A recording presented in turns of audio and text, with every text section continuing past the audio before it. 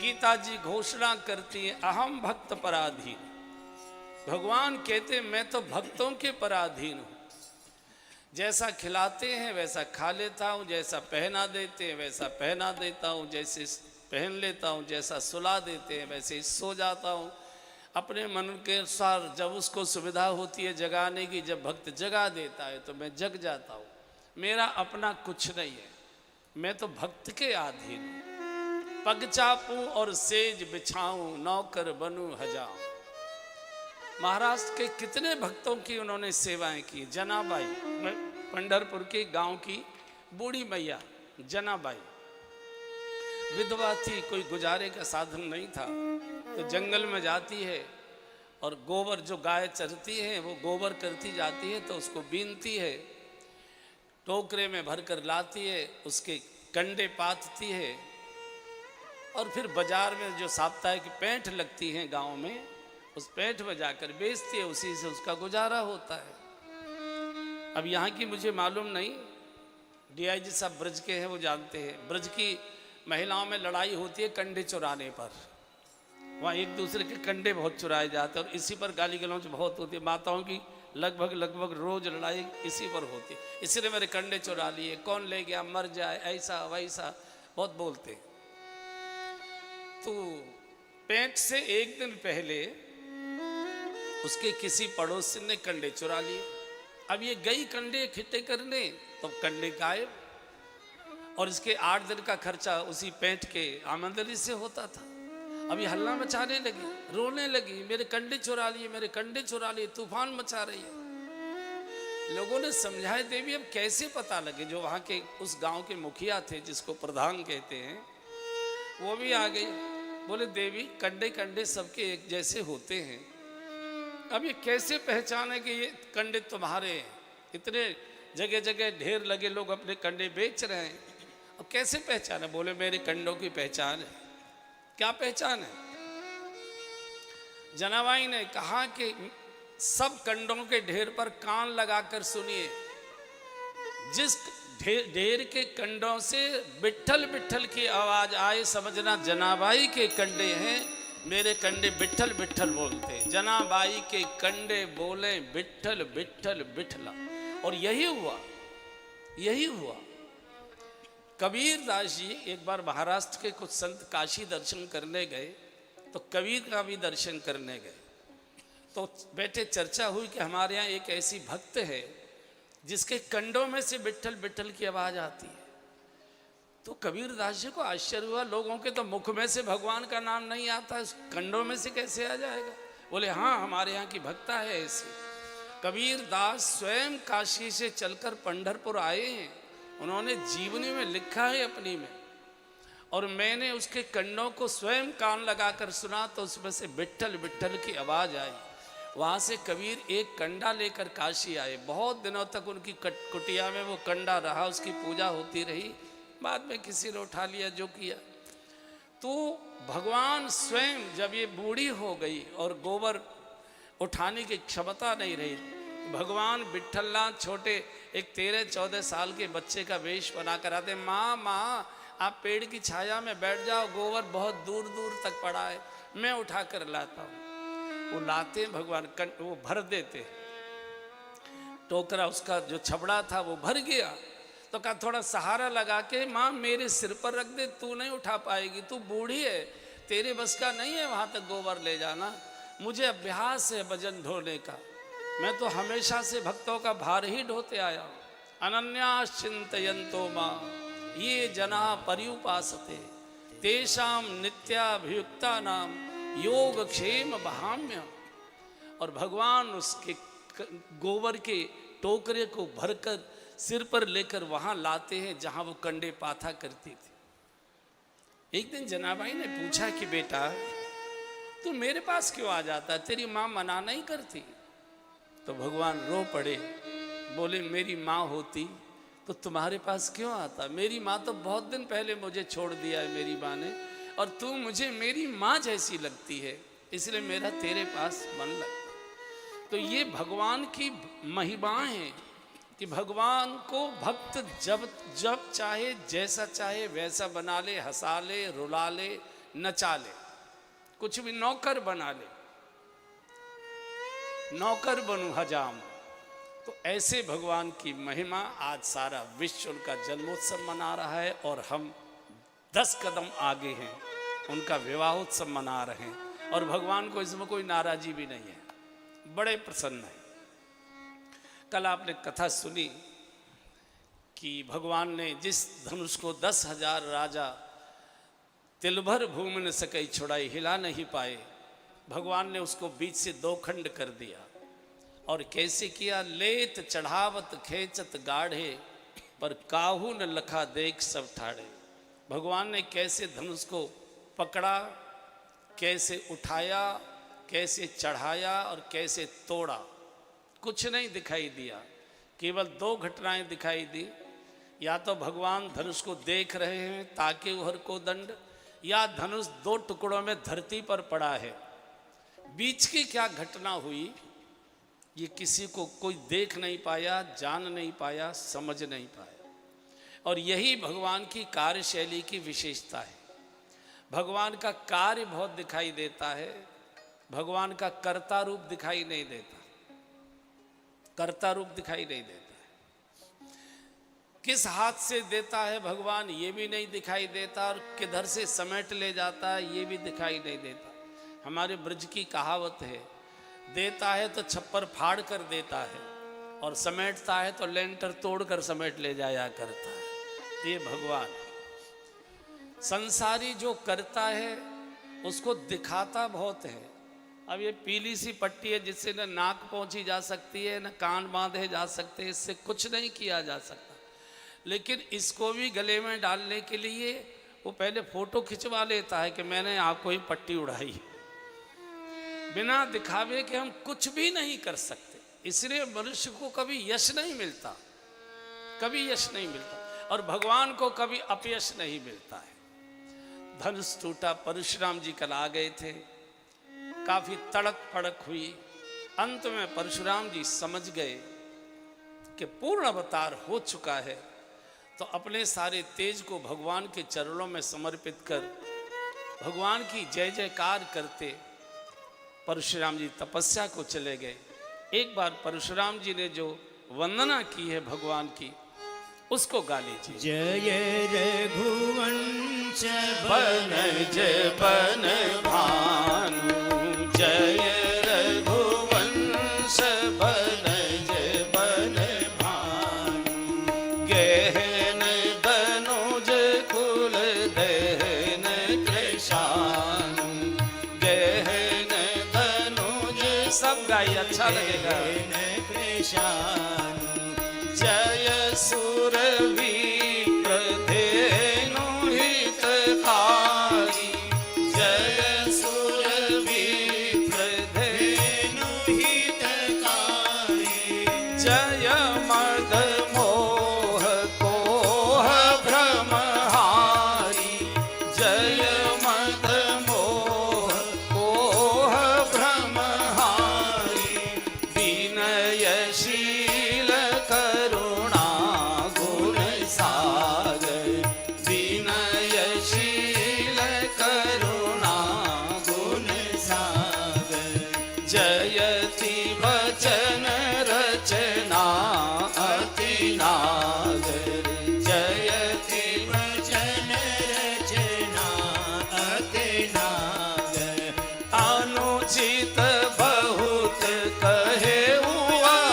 ज्ञाता, अनुचित बहुत कहे हुआ ज्ञाता, क्षमहु क्षमा मंदिर दो भ्राता, क्षमहु क्षमा मंदिर दो भ्राता, कही जय जय जय रघुकुल केतु, कही जय जय जय रघुकुल केतु, कही जय जय जय रघुकुल केतु,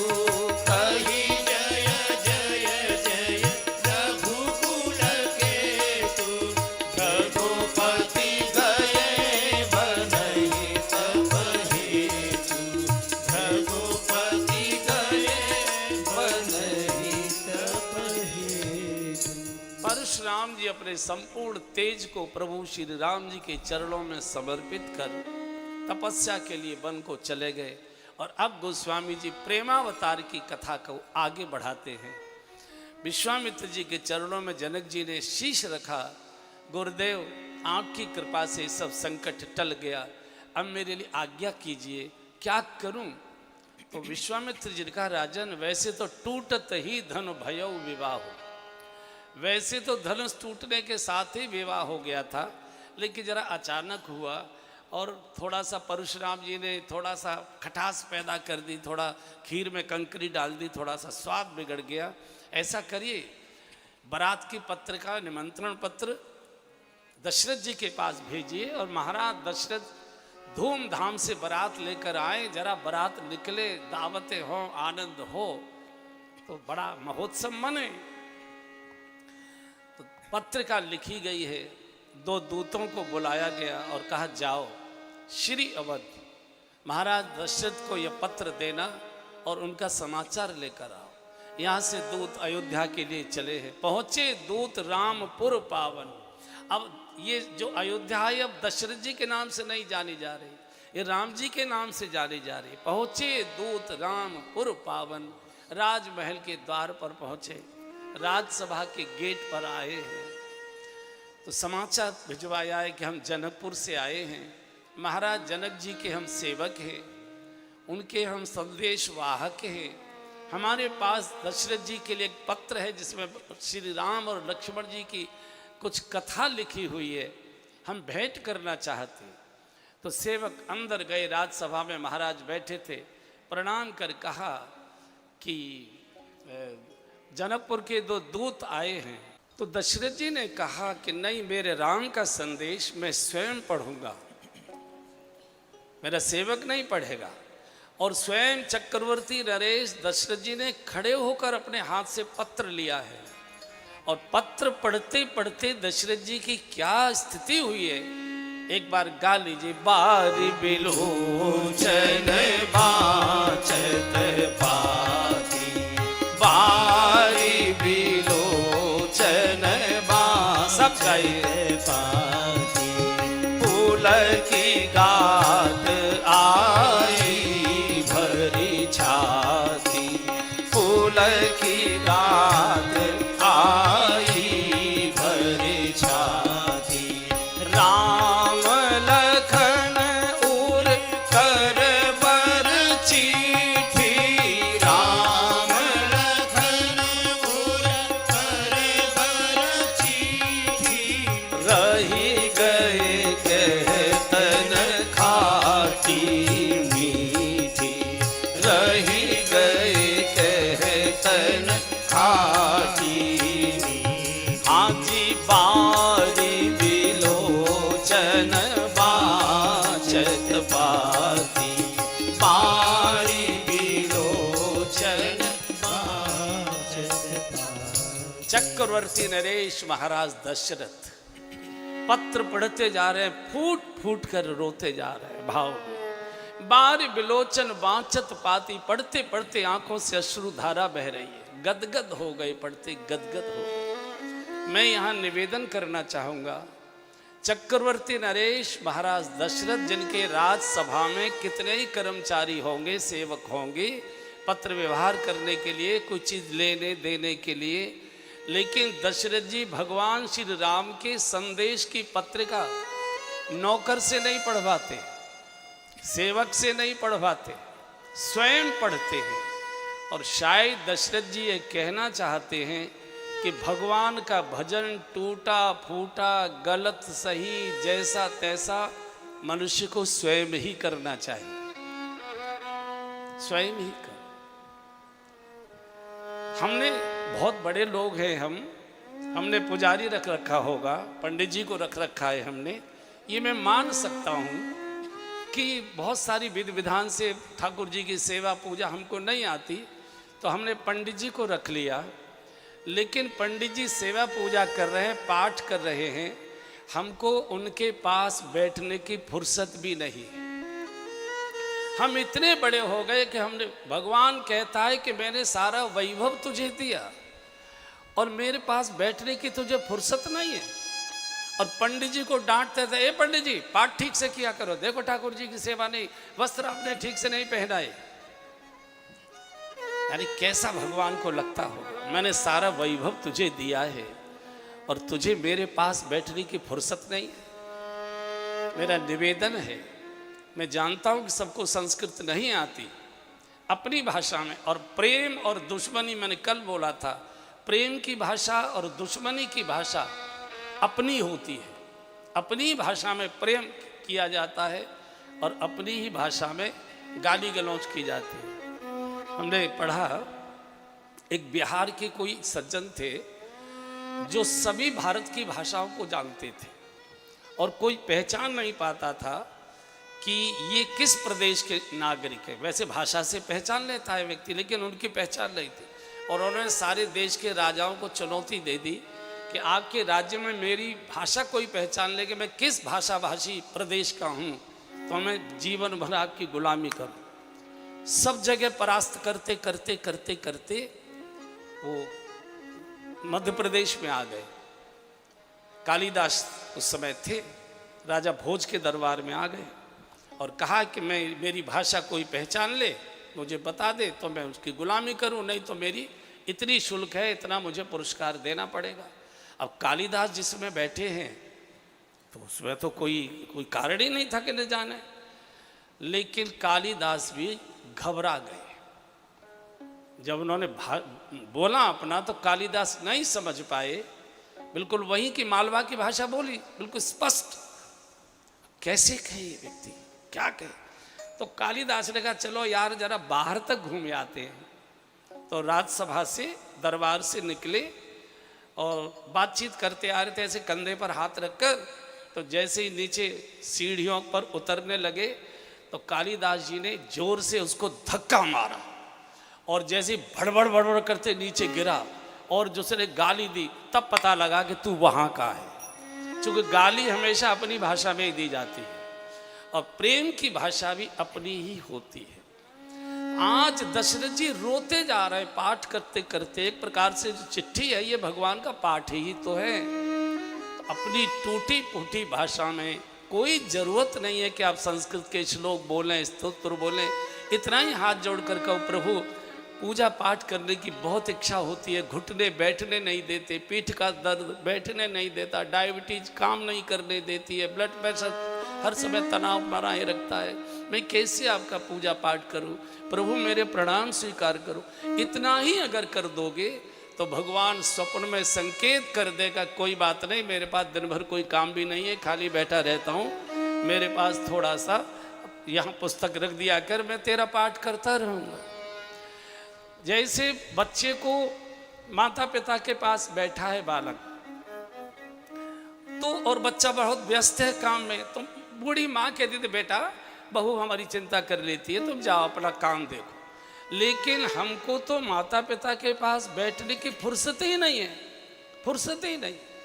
आज दशरथ जी ने जगत के सभी माता पिताओं को ये संकेत दिया है कि थोड़ा बहुत उल्टा सीधा गलत सही जैसा है वैसा भगवान का पाठ पूजन भजन स्वयं ही करना चाहिए। पंडित जी भी करें, उनको भी हटाइए मत, लेकिन टूटी फूटी भाषा में, अपनी भाषा में उनको इतना ही कहते रहो प्रभु कैसे पाठ करूं, कैसे पूजा करूं, मुझे तो मंत्र आते नहीं, मुझे तो विधि विधान आते नहीं। मूर्ति संकेत देगी मुस्कुरा कर, चिंता मत कर, मेरे पास बैठा है, मुझे इसी से प्रसन्नता है। अच्छा, दशरथ जी ने जब पढ़ा, आंखों से भाव के आंसू आ रहे हैं, सेवक दोनों ओर खड़े थे, एकदम दोनों को, एक को इस बगल में लिया, एक को इस बगल में लिया, और कैसा आदर का शब्द बोला है। हमारे मिथिला में भैया शब्द बहुत आदर का शब्द माना जाता है, लेकिन कुछ प्रदेशों में भैया शब्द जरा अच्छा नहीं माना जाता। पंजाब वगैरह में भैया नौकर को कहते हैं, लेकिन मिथिला है, बिहार है, उधर पूर्वी उत्तर प्रदेश है, वहाँ भैया शब्द बहुत आदरणीय शब्द है। भैया आज चक्रवर्ती नरेश इस सामान्य कर्मचारी को क्या बोल रहे हैं? भैया कहूँ कुशल दुबारे, भैया कहूँ कुशल दुबारे।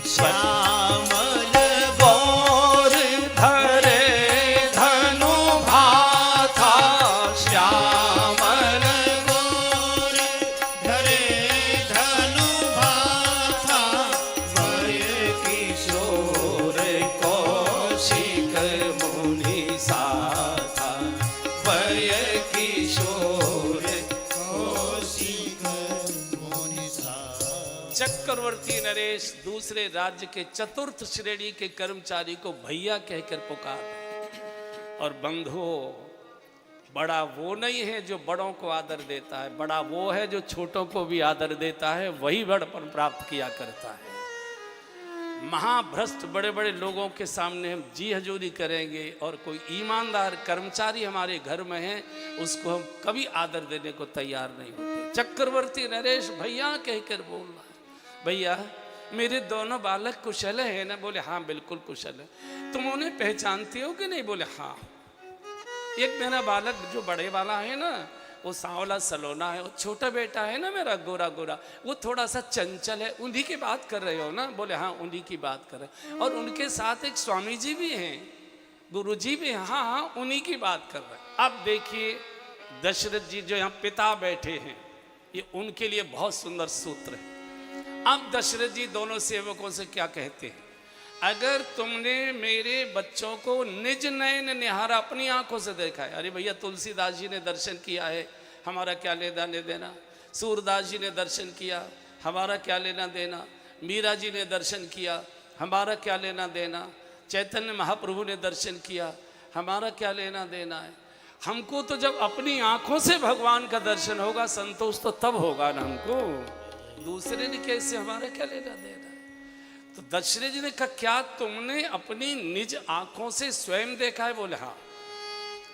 अब दशरथ जी क्या कहते, अगर तुमने मेरे बच्चों को ठीक से देखा है और मेरे बच्चों को पहचानते हो, तो पहचान हो तब कहूँ सुभाव, पहचान हो तब कहूँ सुभाव, पहचान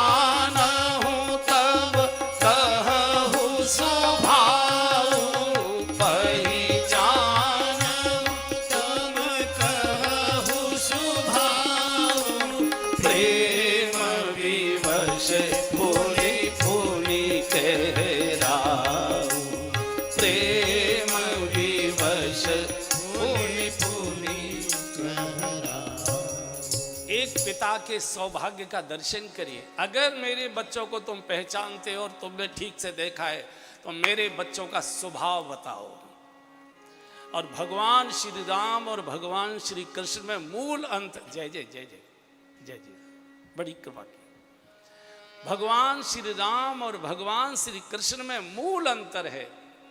भगवान श्री राम अपने मधुर सरल स्वभाव से जाने जाते हैं और भगवान श्री कृष्ण अपने प्रभाव से जाने जाते हैं। 7 वर्ष का बालक गोवर्धन उठा लेता है, कालिया नाग को मथ देता है। तो भगवान श्री कृष्ण अपने भगवत्ता के प्रभाव से जाने जाते हैं और भगवान श्री राम अपने मधुर स्वभाव से जाने जाते हैं। और गोस्वामी जी कहते हैं, अस स्वभाव कहूँ सुनो न देखूं। ये गरुड़ जी से काकभूषण जी ने कहा था, मैं तीनों लोकों में गया, समस्त ब्रह्मांडों में मैं घूमा, मैंने सब बड़े बड़े देवताओं को देखा, लेकिन राम जैसा शील स्वभाव का कोई प्राणी मैंने दूसरा देखा नहीं। अस स्वभाव कहूँ सुनो न देखूं, कहो खगेश रघुपति स्वभाव। और भगवान का स्वभाव कैसा है? जासु स्वभाव आई अनुकूला, जासु स्वभाव आई अनुकूला। हाँ सो की होई मातु प्रतिकूला, सो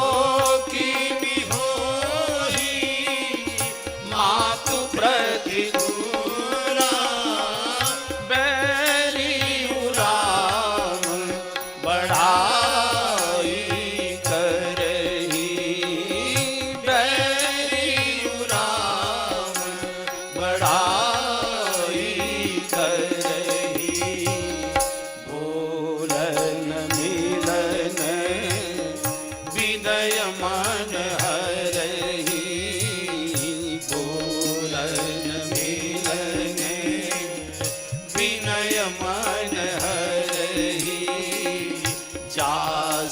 सुभाग हरि अनुकूला जासु सुभाग। जिस समय वनवास की घटना घटित हो रही थी और केकई ने भगवान राम के लिए कुछ हल्के शब्द बोले, तो रोते रोते दशरथ जी ने दोनों हाथों से केकई का मुंह ढक दिया।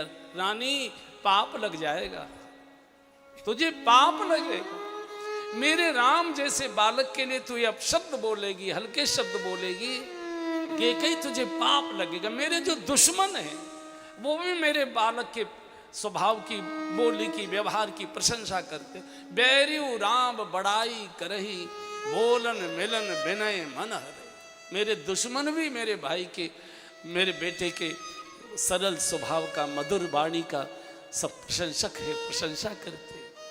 जिस समय मेघनाथ का वध हो गया था और मेघनाथ की लाश बानरों के कब्जे में आ चुकी थी, तो सुलोचना महाराज रावण के दरबार में गई है। पिताजी, मेरे पति की लाश मंगवाइए, मुझे सती होना है। रावण ने कहा, बेटी वहां कोई जा नहीं सकता। बोले, तो मेरी प्रतिज्ञा कैसे पूरी होगी? मेरी तो प्रतिज्ञा है कि मैं पति के साथ दाह करूंगी। बोले, बेटी तुमको जाना पड़ेगा, तुमको जाना पड़ेगा। तो सुलोचना ने कहा, आप क्या बात बोल रहे हैं? मुझे कहां भेजना चाहते? आपका सबसे बड़ा दुश्मन और मैं आपके सबसे बड़े बेटे की बहू, मुझे अपने दुश्मन के शिविर में भेज रहे हैं? आपको मालूम नहीं दुश्मन मेरे साथ क्या दुर्व्यवहार करेगा? रावण रो गया। रावण कभी रोता नहीं था, जो दूसरे को रुलाए उसी को रावण कहते। रावण रो पड़ा भरी सभा में और रोते रोते कहा, बेटी मैं ऋषि पुत्र हूं, उत्तम कुल पुलस्त कर नाती हूं, ऋषि का पुत्र हूं मैं, उत्तम कुल में जन्मा हूं, वेदों का पंडित हूं, 6 शास्त्र 4 वेद मुझे कंठस्थ हैं, लेकिन मैं आचरण, वाणी और व्यवहार से राक्षस हूं। राम भले ही क्षत्रिय हैं, लेकिन आचरण, वाणी और व्यवहार से वो आचार्य से कम नहीं है। जाओ, तुम्हारे साथ बहुत अच्छा व्यवहार होगा। बैरियू राम बड़ाई करही, बोलन मिलन विनय मन हरही। हम जितने बंधु बैठे हैं, जब हमारा कोई बालक विदेश घूमने जाता है, भरोसा रहता है कि ठीक ठाक लौटेगा? धकर धकर रहती है, धकर धकर रहती है। कई दोस्तों के साथ ऐसा वैसा न खा ले, ऐसा वैसा न पी ले, इधर उधर न चला। किस पिता को भरोसा होता है? दशरथ जी को अपने बच्चों के स्वभाव पर, आचरण पर, वाणी पर, व्यवहार पर भरोसा है। मेरे बालक अपने स्वभाव से जाने जाते हैं। और इतने गदगद हो गए दशरथ जी, इतने गदगद हो गए सुनकर प्रशंसा सेवकों के मुख से। जितने हार पहने हुए थे गले में, सब उतार कर दोनों सेवकों के ऐसे गले में डालने लगे। सेवक पीछे झटका मारकर हाथ छुड़ाकर दूर खड़े हो गए, नहीं राजन, क्षमा करें, हम कोई आपकी भेंट स्वीकार नहीं करेंगे। तो दशरथ का, ये तो मेरे हृदय की प्रसन्नता है। आप मेरे बेटे के विवाह का पत्र लेकर आए हैं, संदेश लेकर आए हैं। मेरे हृदय का गदगद भाव है, ये मेरी प्रसन्नता का प्रसाद तो आपको स्वीकार करना पड़ेगा। रो पड़े दोनों सेवक, नहीं राजन, ये मत करिए, हम आपकी कोई चीज स्पर्श ही नहीं करेंगे। हम तो अयोध्या का जल भी नहीं पिएंगे, जल भी हम जनकपुर से साथ लेकर आए हैं, चूंकि हम बेटी वाले हैं। और बेटी के यहाँ का कोई बेटी वाला ससुराल का उसकी का जल भी नहीं पीता, भारत की मान्यता थी। सेवकों ने मना कर दिया। हमारे देश में बेटी को दिया जाता है, बेटी से लिया नहीं जाता। और इस देश में केवल मनुष्यों ने मर्यादा का पालन नहीं किया, पशुओं ने भी कितनी बेटी की मर्यादा का पालन किया है। आपने सुना होगा आचार्यों से कथा में कि जब सीता जी ससुराल आई पहली बार, तो दहेज में बहुत सारा सामान दिया था पिताजी ने। हाथी भी दिए थे, घोड़े भी दिए थे। तो हाथी बहुत विवेकी जानवर है, चूँकि गणेश जी से उसका चेहरा मिलता जुलता है और गणेश जी विवेक के देवता है।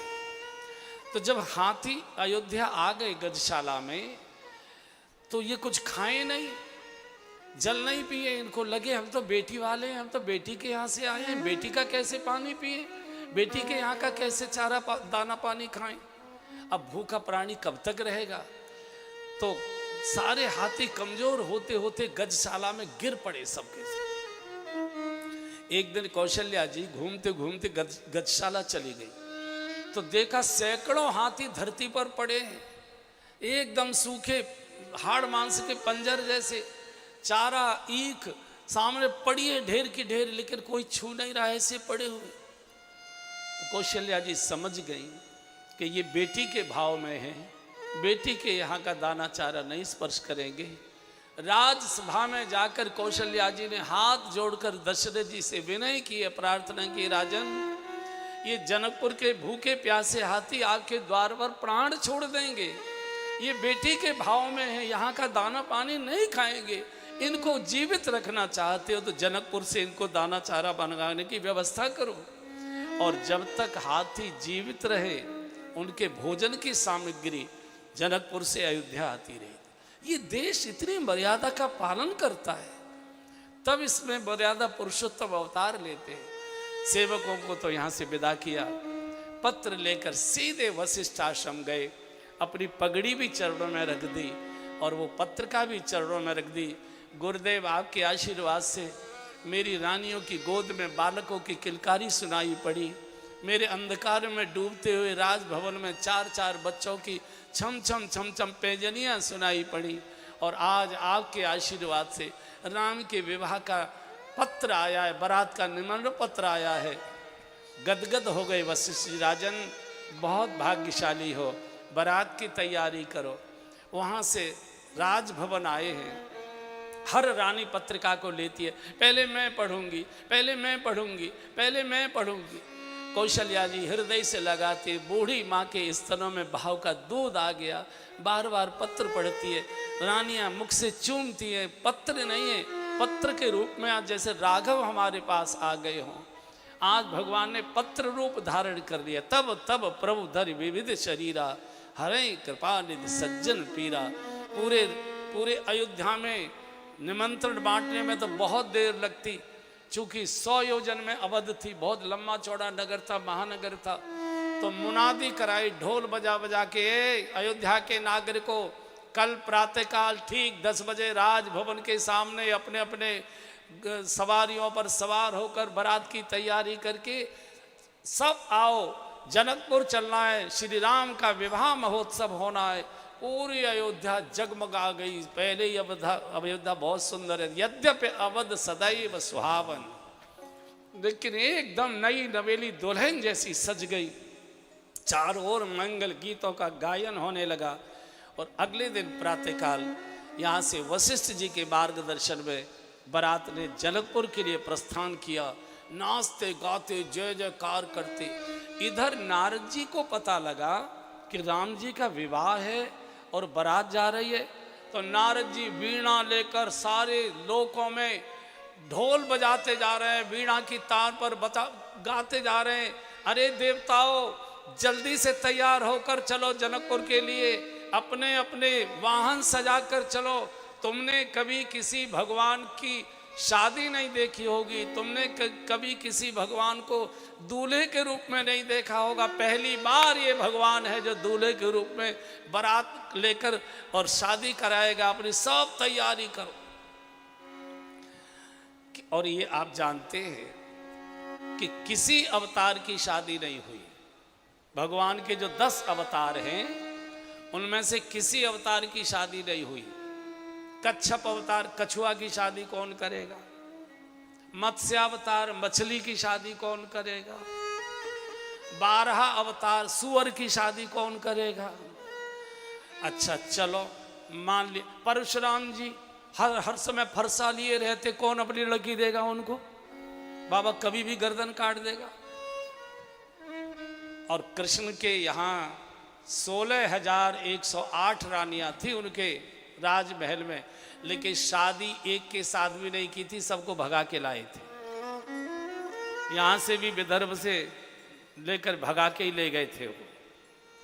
केवल एक मर्यादा की शादी हुई है मनुष्य के रूप में, भगवान श्री राम की, और किसी देवता की शादी नहीं हुई। तो नारद जी ने कहा रे पहली बार किसी भगवान को दूल्हे के रूप में देखो, चलो।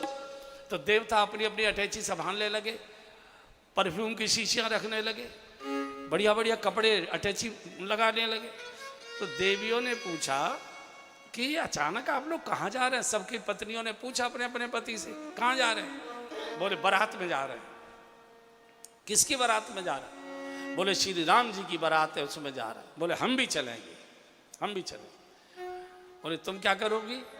बोले तुम्हारी आदतें हमको मालूम है, तुमको संभाल के रखेंगे, चूंकि तुम स्त्रियों को देखकर मचल जाते हो, इसलिए हम तुम्हारे साथ रहेंगे। बोले तुम रहोगी कैसे? हम तो पुरुष है, कहीं भी रह लेंगे। बोले तुम पुरुषों में रहना और हम जन्माशय में चले जाएंगे, लड़की वाली की ओर से शामिल हो जाएंगे, हम भी चलेंगे। यहाँ से बारात चली किलोमीटरों, क्या बताऊँ, सैकड़ों किलोमीटर लंबी बारात, हाथी घोड़े रथ पैदल, नाच गान ढोल धमाका। तो रास्ते में गांव पड़े, बहुत सारे खेतों में किसान काम कर रहे थे। तो उन्होंने पूछा भैया ये कौन राजा है जो किसी देश पर चढ़ाई करने जा रहा है? तो किसी ने बताया ये चढ़ाई करने नहीं जा रहे, ये बारात जा रही है। बारात? इतनी बड़ी बारात? भैया हम वो दूल्हा देखना चाहते हैं जिसकी इतनी बड़ी बारात है। तो बाराती कहते हैं दूल्हा तो पहले से ससुराल में जाकर बैठा हुआ है, राम जी तो पहले जाके बैठ गए थे। तो अब उत्तर क्या दें? तो जनक जी ने वशिष्ठ जी से कहा कि गुरुजी ये ऐसी बात पूछ रहे हैं, दूल्हा कहाँ है, दूल्हा कहाँ है, दूल्हा कहाँ है, क्या उत्तर दें इनको? बोले इनको दिखा दो भरत और शत्रुघ्न को, दोनों एक से ही लगते। भरत राम ही की अनुहारी, सहसा लखन सकै नर नारी, लखन शत्रुसूदन एक रूपा, नख सिख से सब भांति अनूपा। बोले इनको दिखा दो। बोले मैं झूठा हो जाऊंगा, मैं झूठा हो जाऊँ। बोले क्यों? बोले इनकी तो शादी है नहीं, तो मैं तो जीवन में कभी असत्य बोला नहीं। बोले चिंता मत करो, इनकी भी शादी होगी। बोले जरूरी तो नहीं है कौन क्या लड़की हो? बोले चिंता मत करो, हम गुरु हैं, हम अंतर्यामी हैं, त्रिकालदर्शी हैं। तुम त्रिकालदर्शी मोने ना था, विश्व बदर जिम तुम्हारे हाथा। चिंता मत करो, 4 बेटे तुम्हारे पास हैं, जनक जी के यहाँ भी 4 लड़कियां हैं, फिक्र मत करो, सबकी शादी हो। बारात जा रही है। जिन्होंने राजस्थान के जो बंधु बैठे होंगे और जिन्होंने राजस्थान में गांव की बारात कभी की होंगी, बैलगाड़ी से, ऊंट गाड़ी से, इनसे पहले बारातें जाया करती थी, तो आपने देखा होगा कि लड़की वाले रास्ते में भोजन पानी की भी व्यवस्था करते थे, बाग रोटी देते थे, रास्ते में खिलाते पिलाते।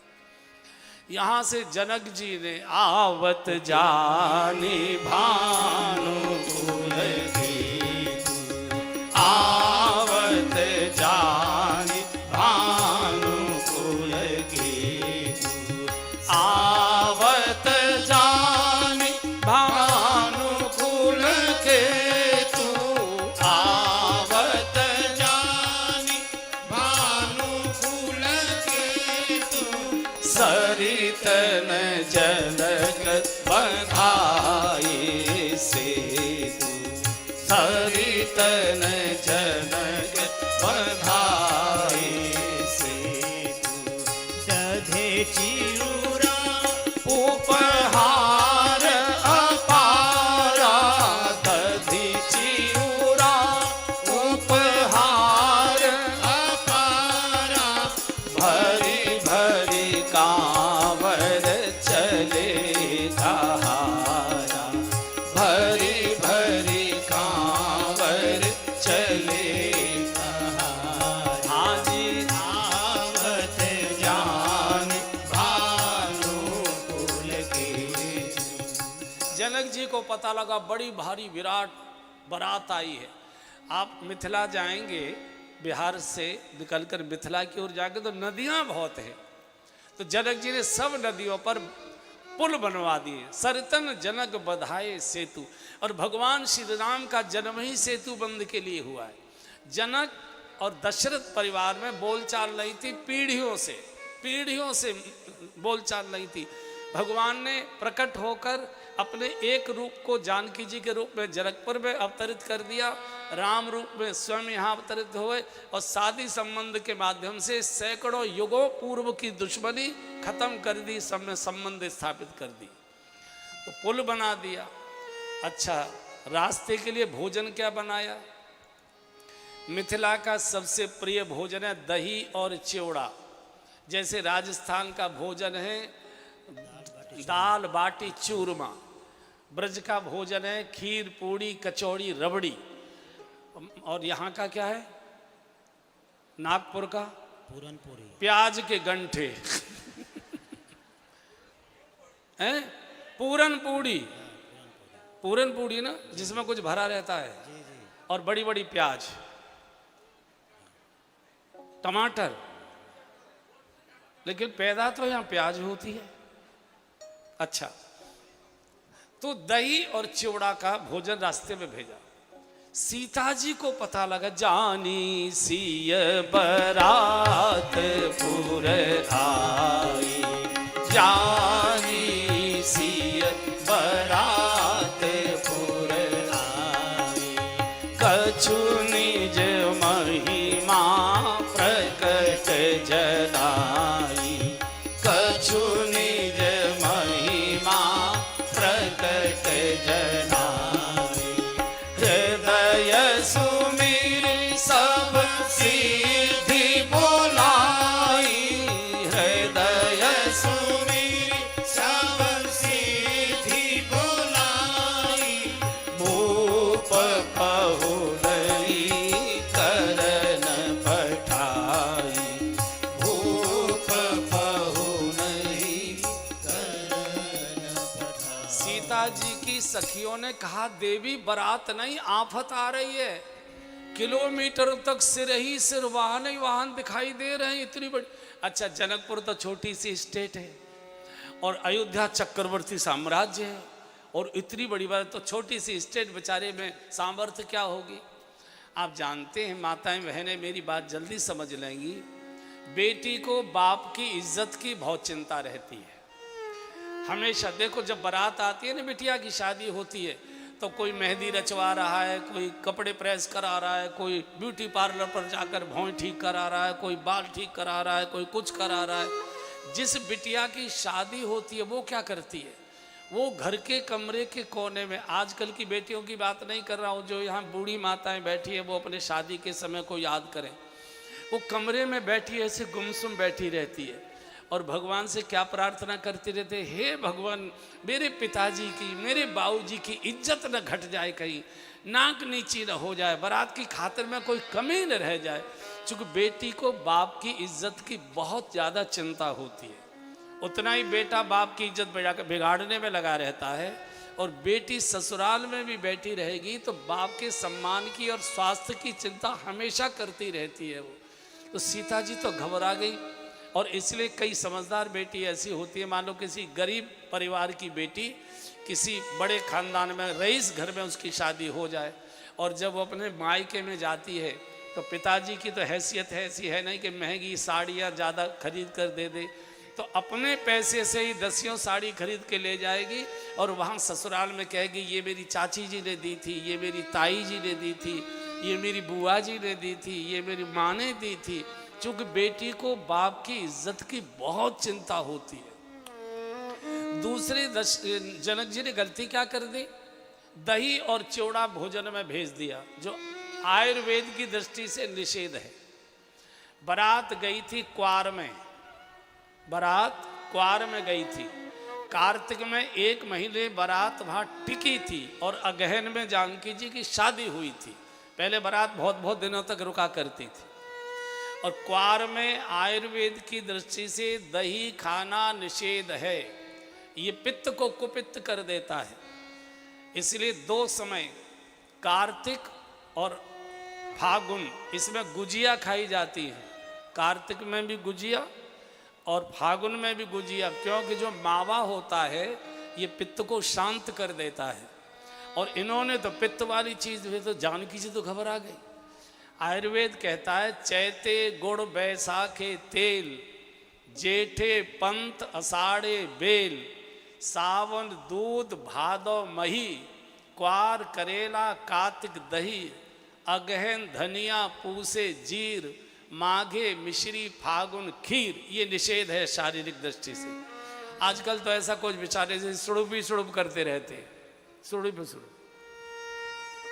मुझे लगता है जितने बर्तन नहीं होंगे उससे ज़्यादा दवाइयों के पैकेट रखे रहते हैं घरों। तो उन्होंने, जानकी जी ने अपने संकल्प से रिद्धि सिद्धियों को बुलाया, कहिए मालिकिन हमारे लिए क्या आदेश है, क्या आज्ञा? बोले जाओ एक नया बैकुंठ निर्माण करो और एक एक बाराती को ऐसे सुख साधन से संपन्न कॉटेज तैयार कर दो, सोने के हीरो से जड़े हुए, और जितने भोग के सामान सामग्री हो सकती है सब उसमें स्थापित कर दो।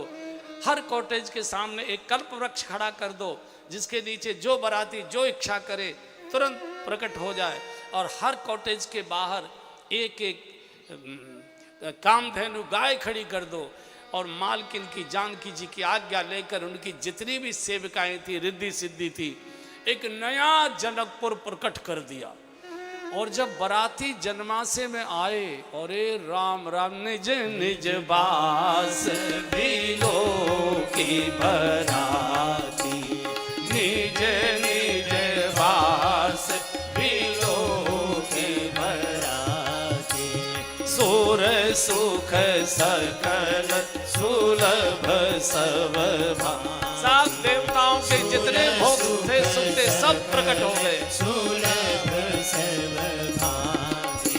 विभव भेद कछु को न जाना, विभव भेद कछु को न जाना, सकल जनक कर करहि बदाना, सकल जनक कर करहि बदाना।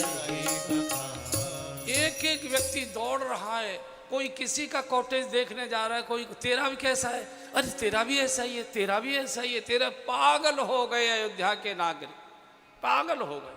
और जनक जी की प्रशंसा करने लगे, भाई राज्य तो छोटा है लेकिन क्या वैभव है, क्या वैभव है। सब बराती आपस में चर्चा कर रहे हैं, जनक की प्रशंसा कर रहे हैं, लेकिन भगवान सिय महिमा रघुनायक जानी, सिय महिमा रघुनायक जानी, हर शीर